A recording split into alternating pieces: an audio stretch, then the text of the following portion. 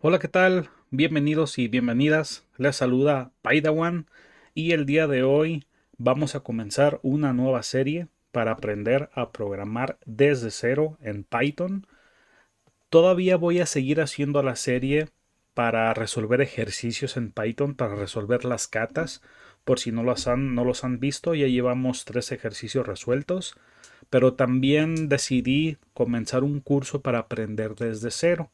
Para los que en este caso pues no estén familiarizados con nada de programación, puedan acercarse y pues podamos aprender juntos, ¿va? Entonces voy a estar haciendo 2 series a la vez, una sacando o seguir sacando los ejercicios de las catas de Code Wars para que ahí pues podamos seguir practicando y la otra serie pues va a ser esta de aprender a programar desde cero en Python. Y creo que para comenzar a aprender a programar, creo que primero debemos aprender ciertos conceptos, va a familiarizarnos con ciertas palabras, ciertos conceptos que podemos encontrar en el ámbito de la computación y en específicamente de la programación. Si algunos ya tienen conocimientos previos a algunos conceptos que vamos a ver aquí, se les van a hacer muy fáciles o ya entendibles, o pues sí, que ya lo saben perfectamente o que ya los dominan. Pero como lo vuelvo a repetir, esta serie va pensada para aquellas personas que no saben nada o que saben muy poquito y pues nada más les pido pues paciencia y que no se desesperen. De todos modos voy a dejar en la descripción del video todos los temas y el minuto en el cual explico cada tema para los que sean más desesperados. Ahí vean todo el índice y pues se salten de tema o al tema que les interese. ¿Va? Entonces pues vamos a comenzar. Preparé una especie como de presentación ahí un poquito sencilla. No quiero andar mucho, no quiero que sea pesada, no quiero explicar eh, cosas muy técnicas. Quiero que sea muy general para que también todos nos quedemos con un entendimiento mejor de los conceptos. ¿Va que va? Entonces, pues comenzamos. Los primeros conceptos que vamos a ver se refieren al hardware y el software. ¿Va que va? Hardware de forma muy general y muy rápida, pues es todo lo físico, todo lo que podemos en este caso tocar nosotros mismos, por así decirlo. ¿Va que va? El monitor, el teclado, mouse, la computadora en sí, el CPU, todo esto, pues es el hardware, toda la parte física de la computadora. El software, aquí como puse esta imagen de una pequeña aplicación en un celular, se refiere a eso, a todo lo, digamos, abstracto. Todo lo que ya está instalado en la máquina, en la computadora, en el celular, todas esas aplicaciones, programas, etcétera, que no necesariamente usamos nosotros, sino que corren debajo para que funcionen bien estos aparatos. Todo eso se refiere al software, ¿va? Todo ese conjunto de programas que ya sea usemos nosotros como usuarios finales o que sean programas para que en este caso la máquina, el hardware, funcione correctamente. Entonces, la que sigue, en este caso, quiero ahondar un poquito en estos dos términos. Del lado izquierdo es un disco duro externo. Yo iba a explicar el concepto de disco duro, que ya sabemos muchos lo que es donde se guarda la información. Pero del lado derecho tenemos la RAM, ¿va? Que es la Random Access Memory o memoria de acceso aleatorio. Algo así es la traducción en español. ¿Por qué quiero ahondar un poquito en esto? Porque cuando nosotros ejecutamos un programa, un software, un algoritmo, un programa en general, se ejecuta en la RAM, en la memoria RAM. Todo lo que tenemos guardado en nuestro disco duro, si nosotros queremos ejecutarlo, el disco duro, por así decirlo, se lo pasa a la memoria RAM. Un ejemplo, nosotros instalamos Excel. Excel se queda guardado en nuestro disco duro. Cuando ya nosotros queremos abrir Excel, en el momento en el que le damos doble clic al icono de Excel, por ejemplo, el disco duro, por así decirlo, a grandes rasgos, le manda, en este caso, pues el programa a la RAM para que la RAM lo ejecute y ya nosotros podamos usarlo. Cuando jugamos un videojuego, también ese videojuego se está ejecutando en la RAM. Cuando cerramos el videojuego, cuando cerramos Excel, se borra ese programa o el programa que estuvimos usando nosotros, se borra de la memoria RAM. Obviamente, si nosotros guardamos un archivo, todo esto, todo nuestro avance se queda guardado en el disco duro. A lo que voy es que todo lo de la memoria RAM es volátil. Conforme se deja de usar la memoria RAM, lo va borrando. Los programas que vamos a hacer en esta serie, que son muy sencillos al principio, todo programa que ejecutamos nosotros cuando estamos aprendiendo a programar, se ejecuta en la memoria RAM. Y una vez que terminamos el programa, se borra de la memoria RAM. Ya después, temas más avanzados en programación tienen que ver con la consistencia de la información, que quiere decir que ya nuestro programa tiene que guardar información de forma permanente. Ahí ya implica base de datos, etcétera, y ya implica pues que nosotros guardemos la información en un disco duro de forma permanente, etcétera. Va, pero al principio pues es esto la memoria RAM, que quería hacer hincapié en este pedazo de hardware para que comprendan más o menos el funcionamiento. Muy bien. Lo siguiente en este caso es el CPU, es el cerebro de la computadora. Como lo ven en la imagen, en este caso izquierda, pues es bueno, la imagen que encontré es un Ryzen, pero hay Intel, de Ryzen, no nos vamos a meter en marcas. El punto es que el CPU o unidad central de procesamiento es la que recibe todas las instrucciones, ya sea cuando nosotros jugamos un juego, cuando vuelvo a lo mismo, cuando estamos usando Excel, le estamos mandando cientos, probablemente miles, millones de instrucciones por segundo al CPU. Estas instrucciones le llegan en lenguaje máquina o lenguaje binario, que solamente son unos y ceros, ¿va? Todo lo que nosotros hacemos en una computadora se traduce al lenguaje máquina para que, pues en este caso el CPU lo entienda y haga lo que nosotros queremos que haga. Cuando le damos doble clic al icono de Excel para abrir un Excel, ese doble clic al final al CPU le llega como una solicitud de ceros y unos, que en este caso lo entiende, y ok, este compa quiere abrir Excel, pues ahí está tu Excel. Entonces, esto hace el CPU y como se podrán dar cuenta, pues es la parte esencial de la computadora. Es donde se hacen todos los procesos, todos. Muy bien. Lo siguiente es, ¿qué es un algoritmo? ¿Va? Un algoritmo es un plan detallado, como lo pongo, para resolver un problema. Tiene que ser una secuencia ordenada y finita de pasos lógicos. Esa es la característica principal de un algoritmo. Es una secuencia de pasos para poder hacer alguna tarea en específico, pero tienen que ser pasos ordenados de forma lógica. En las imágenes que les muestro por ejemplo del lado izquierdo una receta de cocina. Una receta de cocina es un ejemplo ahora sí que muy acercado de lo que es un algoritmo. Porque una receta de cocina es eso, es una serie de pasos que se tienen que hacer ordenadamente para poder pues crear lo que queremos cocinar. El otro ejemplo, también por ejemplo cuando nos abrochamos los zapatos, los tenis, la manera en cómo lo hacemos es un algoritmo porque ya es una secuencia de pasos que se tienen que hacer en un orden específico para poder pues hacer ese nudo. Como podrán darse cuenta, algoritmo no solo se refiere al campo de la computación. Algoritmo en este caso, por su definición, se puede aplicar a cualquier cosa siempre y cuando cumpla con esas condiciones, como en este caso la receta o como el poder abrocharse los zapatos, de alguna manera son ejemplos de algoritmos. Lo siguiente es ¿qué es un programa? Un programa en este caso pues es la implementación de ese algoritmo pero ya en una computadora. Es como agarrar esa receta de cocina y transformarla en una serie de instrucciones que la computadora lo va a ejecutar.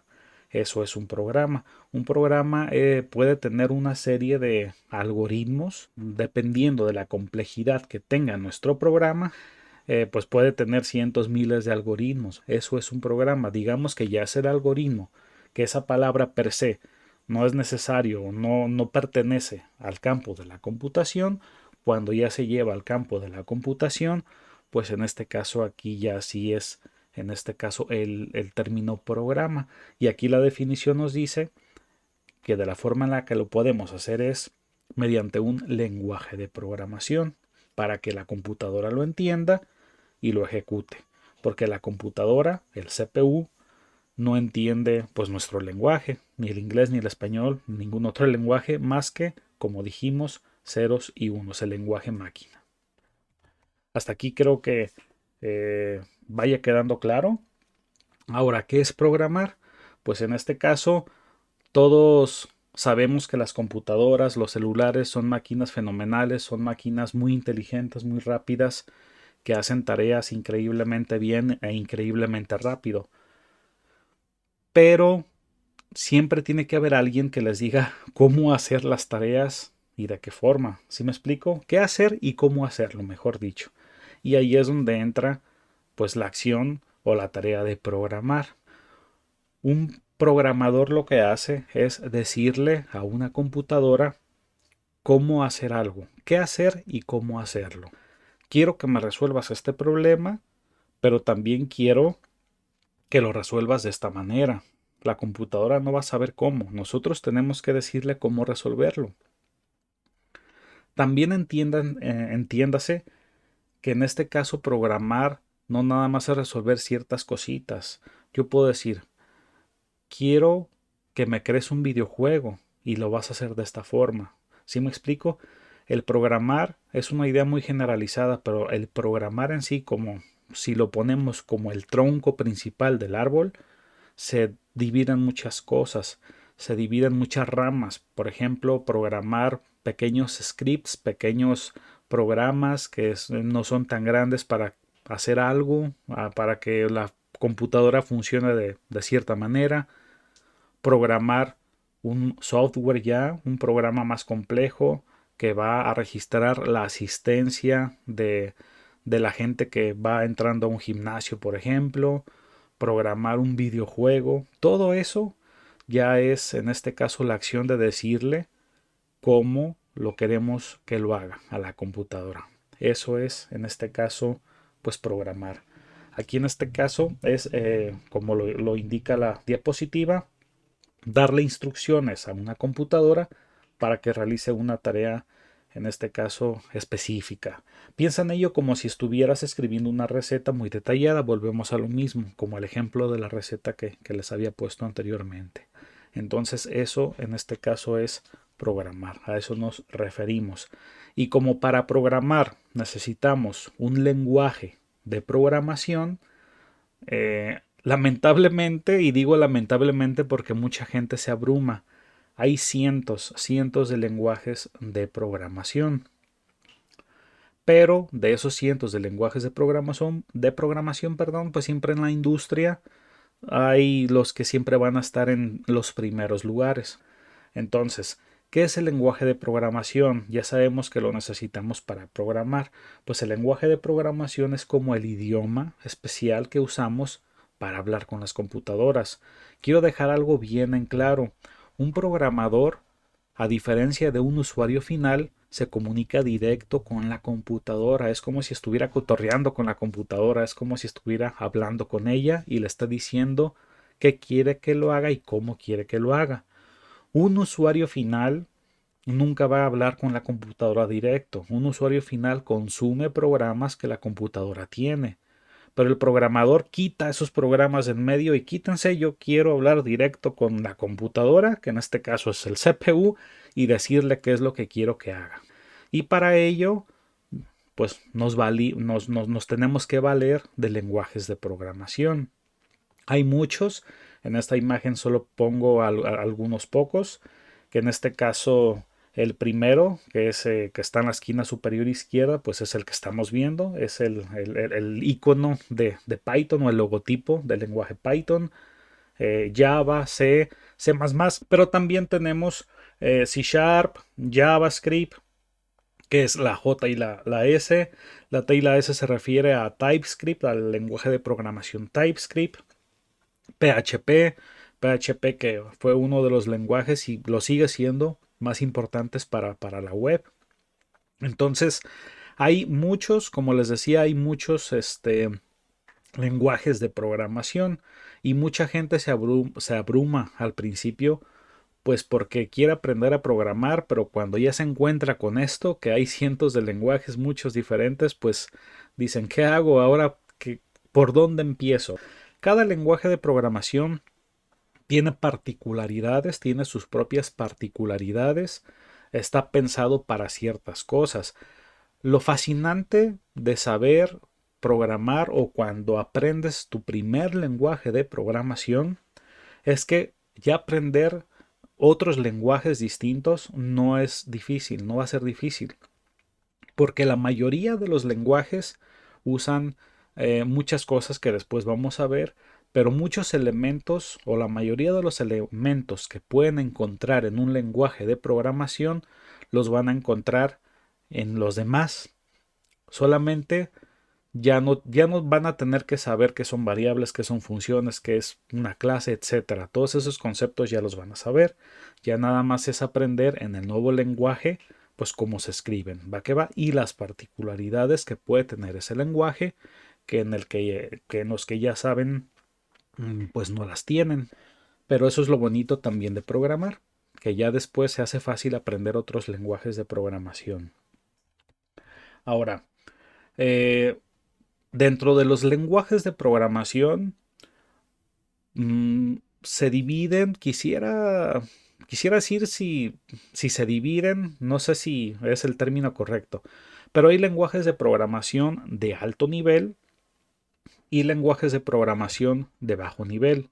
¿A qué se refiere un lenguaje de programación de alto nivel? Los lenguajes de programación de alto nivel son más parecidos al lenguaje humano. Entre más alto sea el nivel, por así decirlo, del lenguaje de programación, más fácil es leerlo, porque va a ser más parecido a como si estuviéramos leyendo un texto escrito por alguien. Aquí les dejo un ejemplo de un pequeño código en Python. No es necesario que ahorita entiendan lo que está pasando, pero en este código lo que hace es le pide a un usuario ingresar su edad, lo guarda en una variable, o mejor dicho, guarda, no quiero ahondar en términos ahorita, pero guarda esa edad y después verifica si la edad es mayor o igual a 18. Si es mayor, pues le muestra que sí puede entrar, si es menor, le dice que no puede entrar. No quiero ahondar, repito, porque después lo vamos a ver en esta serie, en este curso. Pero lo que quiero que vean es que en este caso hay ciertas palabras, siempre los lenguajes van a ser en inglés, pero hay ciertas palabras pues que nos dan una idea, aunque no sepamos nada de programación, nos dan una idea, por ejemplo, de su significado, ¿no? If, por ejemplo, es como si, ¿no? Estás evaluando algo. If edad es mayor o igual a 18, o sea que si su edad es mayor o igual a 18, entonces hago algo. Else es como decir si no, pues ¿qué hago? A eso se refiere un lenguaje de programación de alto nivel. Por otro lado, tenemos los lenguajes de programación de bajo nivel. Esto de aquí es un ejemplo de un código en lenguaje ensamblador, que es considerado un lenguaje de programación de bajo nivel. No hace lo mismo que el ejemplo que les puse anteriormente. De hecho, esto hace algo muchísimo más simple, pero si se pueden dar cuenta, se ocupa escribir muchísimo más, porque entre más bajo nivel nosotros tenemos que administrar más cosas, por así decirlo. ¿Sí me explico? Es como cuando aprendemos a manejar un carro automático y uno manual. La diferencia es que en el estándar o en manual, nosotros tenemos que tener la responsabilidad de controlar, por ejemplo, las velocidades del carro, del coche. Nosotros tenemos el control total de las velocidades del motor de nuestro coche. En un automático no, el automático, esa administración, pues el carro la hace por nosotros. Pasa lo mismo con lenguajes de programación de bajo y de alto nivel. En los lenguajes de alto nivel hay muchas cosas que nosotros como programadores no nos vamos a preocupar porque el lenguaje por debajo lo hace por nosotros. En cambio, en los lenguajes de bajo nivel, esas cosas sí tendríamos que administrarlas nosotros. A manera de ejemplo, también no quiero ahondar mucho, es en la liberación de memoria. ¿Se acuerdan de la memoria RAM que les ponía en las primeras diapositivas? Conforme vamos escribiendo un programa, vamos guardando cosas en la memoria RAM. Pero también conforme hay ciertas partes del programa en donde ya no vamos a utilizar esas cosas, en un lenguaje de bajo nivel tenemos que liberar nosotros manualmente esas cosas para que después la memoria RAM no se sature. En los lenguajes de alto nivel como Python, él lo hace por nosotros. Entonces, no quiero que se queden con la idea de que un lenguaje de alto nivel es mejor que uno de bajo nivel. No existe eso de qué es mejor y qué es peor. Mucha gente se pelea, discute, defiende cosas de que esto es mejor que esto, un lenguaje de bajo nivel es mejor que uno de alto nivel por esto. Todo va a depender de nuestras necesidades. Entonces, eso es a lo que quiero llegar. Ahora, en este caso también, como pueden ver, ahí puse como una pequeña expresión que dice programar cerca del metal. Esa frase la van a encontrar mucho porque se dice eso, ¿no? Que un lenguaje de bajo nivel, como tienes que controlar más cosas, estás programando más cerca del metal, se suele decir, porque vas teniendo acceso o tienes acceso a toda la administración de la memoria de tu computadora, tienes acceso. Cuando no tenemos la experiencia suficiente, podríamos hasta dañar nuestra computadora si no somos cuidadosos con ello. Entonces espero que haya quedado claro en este caso pues estos términos. Otra cosa muy interesante es la palabra bug o el concepto bug. ¿Qué es un bug? Pues un bug no es otra cosa más que un error, falla o defecto en nuestro código de nuestro programa o de cualquier otro programa que hace que funcione de manera inesperada o incorrecta. Un bug es eso, es un error en el cual pues hace que nuestro programa, como indica la definición, ya sea que no se ejecute, falle o funcione o se comporte de manera incorrecta. Hay diferentes tipos de bugs o errores, no voy a ahondar en el tema. Lo que sí quise compartirles es de dónde viene el concepto bug. La historia es muy interesante, muy bonita y quería compartírselas. La palabra bug, que significa en literal bicho o insecto, en este caso tiene una historia muy curiosa. Se dice que su origen popular se remonta a Grace Hopper, que es a la señora que vemos en la imagen, que fue una de las pioneras pues en el campo de la programación. En 1947, mientras trabajaba en la computadora Mark II, Icahn Relay Calculator, que en este caso quiero pensar que es la computadora que está detrás de ella, toda esa pared de discos y botones. Anteriormente, pues las computadoras eran así. En la Universidad de Harvard, ella estaba trabajando y pues su equipo y ella estaban tratando de entender por qué la máquina estaba fallando, ¿va? No les estaba dando algún resultado, no sé qué tipo de falla, pero el punto es que estaba fallando. Después de mucha investigación, descubrieron que un pequeño insecto, en este caso una polilla, se había metido en la computadora, específicamente en los relés de la computadora, causando cortocircuito y provocando el mal funcionamiento.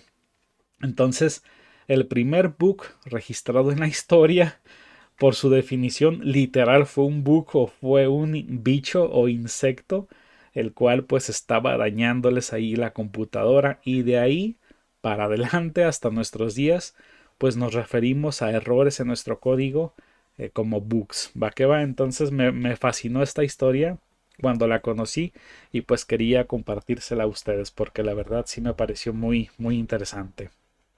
Ahora, ¿qué es el debugging o depurar? Si un bug, como ya lo vimos, es un error o un bicho en tu programa, entonces depurar o debugging es el proceso de encontrar ese error y corregirlo.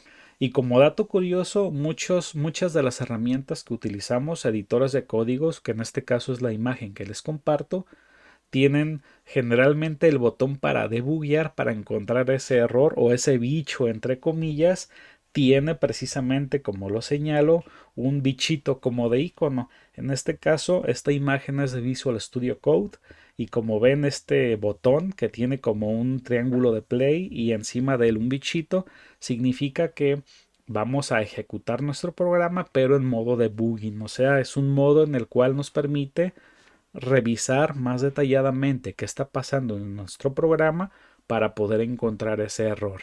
Entonces es fascinante cómo esos términos, eh, pues ahora sí que los usamos hasta nuestros días y hasta les hacen iconos fascinantes de insectos. Esto me encanta. Ahora, pasamos a lo que es un compilador y un intérprete. Compilador e intérprete, ¿a qué es a lo que me refiero? Hay lenguajes que son compilados y lenguajes que son interpretados. Lenguajes, refiriéndome a lenguajes de programación. ¿Va? Entonces, un compilador es como un traductor profesional que traduce un libro entero de una sola vez. ¿Va? Hay que quedarnos con esa idea. Un lenguaje compilado utiliza un compilador. Y un compilador es ese traductor que nos va a traducir todo el libro. ¿Qué es a lo que se refiere?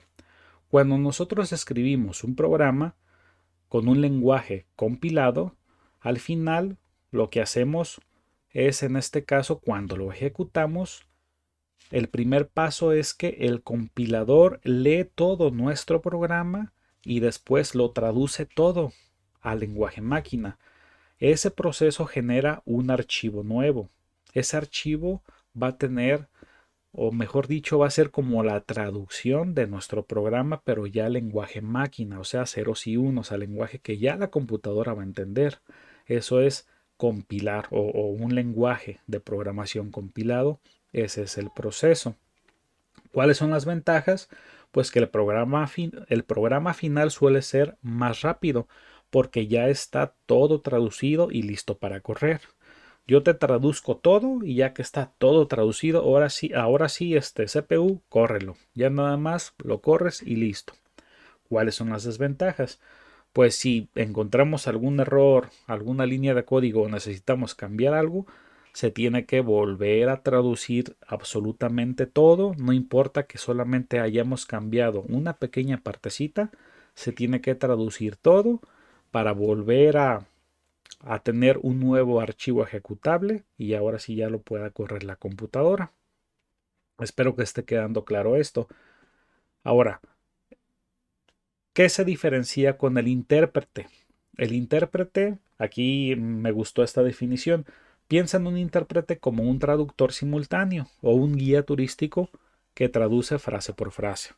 Un intérprete, a diferencia de un compilador que nos va a traducir todo el libro, un intérprete, imaginémoslo como un guía de turistas, en donde conforme va pasando en los lugares donde va pasando, les va traduciendo a los turistas qué es lo que están viendo. El intérprete funciona igual.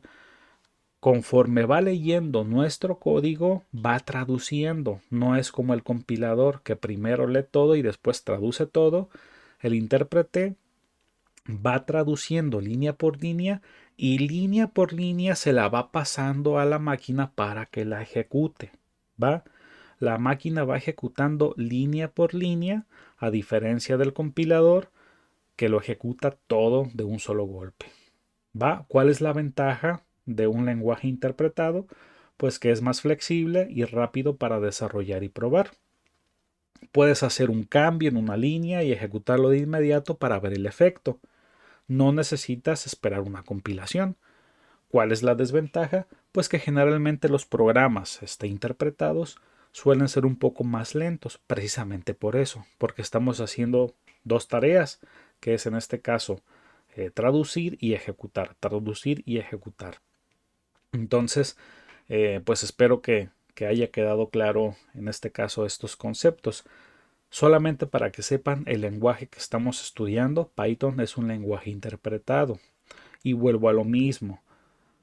No significa que sea mejor o no significa que sea peor que un lenguaje compilado. Va dependiendo de las necesidades. Python es uno de los lenguajes más populares en la actualidad. Es interpretado. Es, pues sí, un lenguaje de programación interpretado. Y eso no le quita ni le resta ni le abona puntos en comparación de los lenguajes compilados. Lenguajes compilados tenemos muchos, por ejemplo C, que se sigue utilizando, Java, etcétera. Va que va. Entonces, pues pasamos a lo siguiente. Aquí ya más que nada vamos a pasar a las herramientas que nosotros usamos cuando programamos. Lo que vimos anteriormente ya eran conceptos más de programación en sí. Aquí ya estamos viendo, vamos a ver unos poquitos conceptos, pero ya relacionados con herramientas que nosotros utilizamos en nuestro día a día para programar. Y lo primero que encontramos son la diferencia entre editor de código versus IDE. ¿Qué es un editor de código?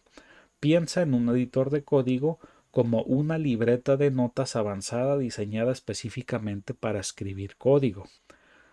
Digamos que es como un bloc de notas, pero especializado para escribir código. Ahora, ¿qué es un IDE? IDE, por sus siglas en inglés, Integrate Development Environment, que en este caso es entorno de desarrollo integrado, es algo que no me gusta de la informática, que a veces cuando vemos qué significan ciertas siglas nos quedamos igual, no entendimos nada. En español, entorno de desarrollo integrado, o sea, en palabras simples es como una oficina completa, a diferencia del editor, que en este caso es como un bloc de notas especializado para programar.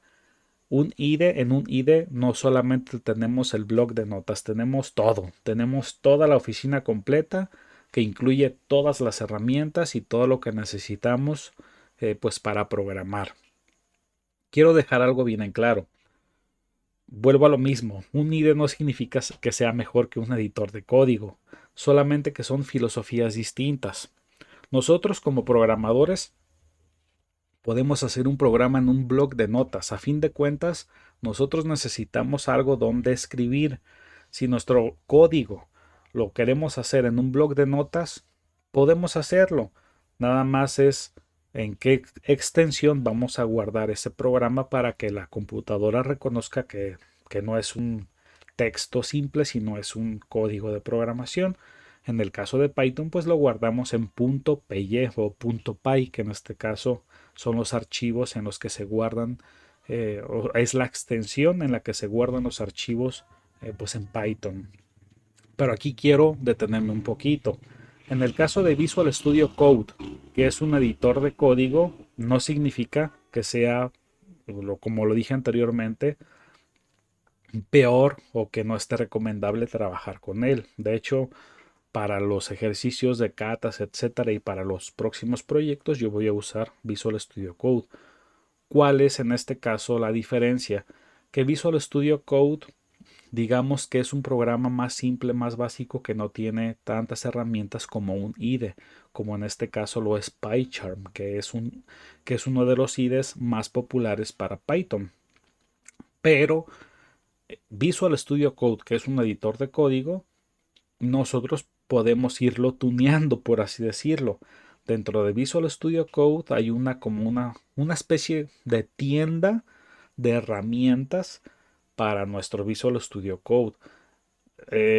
Quiero especificar algo, no tienen costo, ¿sí me explico? O sea, son plugins, se les nombra plugins que nosotros instalamos sin ningún costo. Va que va. Y para irlo tuneando, o sea, nosotros podemos especificar a nuestro Visual Studio Code Para empezar, si queremos que programen Python, si queremos que nos ayuden a programar en Java, si queremos que nos ayude a programar en C, o sea, nada más buscamos las herramientas que necesitamos para programar el lenguaje que nosotros queramos y lo vamos a poder hacer. Esa es la diferencia. Un editor de código, nosotros podemos tunearlo no solo para un lenguaje, sino para varios. Y al final puede quedar también muy poderoso hasta como un IDE. Pero tenemos que pasar por ese proceso de irlo tuneando para pues que quede, de irlo mejorando para que quede como nosotros queramos. En este caso, Visual Studio Code, editor de código. PyCharm es un IDE y como la definición lo indica, ya incluye todas las herramientas, inclusive trae hasta integraciones con base de datos que también la podemos hacer con Visual Studio Code. Pero esa es la diferencia. PyCharm solo es para el lenguaje Python. Si queremos un IDE para Java, pues tenemos que instalar otro programa, otro IDE, que en este caso sería para Java, y así sucesivamente. Otra diferencia muy importante es que PyCharm tiene dos versiones, la versión gratuita, que es más básica, y la versión profesional. Visual Studio Code es gratuito. Desconozco si hay una versión de pago. Y PyCharm es creado por esta empresa que se llama JetBrains. JetBrains es una de las empresas pues, más importantes en el mundo del desarrollo de software y programación porque es una empresa que se dedica a crear IDEs. Inclusive así como tienen PyCharm, tienen WebStorm que es para programar HTML y CSS. Tienen IntelliJ IDEA, algo así se llama, que es su IDE para programar en Java, etcétera, etcétera. Entonces son una empresa muy grande y muy importante. Visual Studio Code pues es hecho por Microsoft. Creo que Microsoft no necesita presentación. ya, ya lo conocemos todos. Entonces espero que haya quedado claro la diferencia entre editor y editor de texto e IDE. Y prácticamente, pues creo que ya ahora sí cubrimos los conceptos que quería que conocieran. Estos conceptos a los cuales nos vamos a estar refiriendo continuamente o nos referimos siempre continuamente en este campo del desarrollo de la programación. Espero que les haya quedado claro. Espero no haberme ido muy rápido. Y cualquier comentario, cualquier queja, sugerencia, pues es bienvenida. Dejen su comentario. Y como siempre, si les gustó, denle like, compartan. Y pues esperen más videos de este curso para pues ya abordaremos los primeros pasos para programar en Python y como lo indiqué al principio del video, seguiré subiendo ejercicios de las catas para ya los que sepan programar en Python pero quieran practicar, pues seguiré subiendo videos de resolver problemas de catas en Python. Entonces, pues creo que no me queda más que despedirme. Que tengan una linda mañana, linda tarde o linda noche, dependiendo de a qué hora estén mirando esto. Y pues muchas gracias y nos vemos hasta la próxima. Bye bye.